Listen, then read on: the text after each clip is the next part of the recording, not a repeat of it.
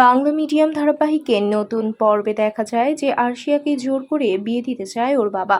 মন্দিরে নিয়ে বরকে ফোন করেও আসতে বলে, কিন্তু সবাইকে চমকে দিয়ে ইন্দিরার নির্দেশে আরশিয়াকে আগেই সিঁদুর পরিয়ে দিল অর্ক।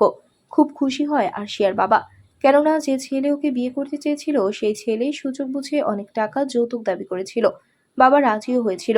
ইন্দিরা প্রথমে আরশিয়ার বাবাকে নিষেধ করে মেয়েকে বিয়ে না দিতে। বাবা বলেছিল এরপর আমার মেয়েকে আর কেউ বিয়ে করবে না।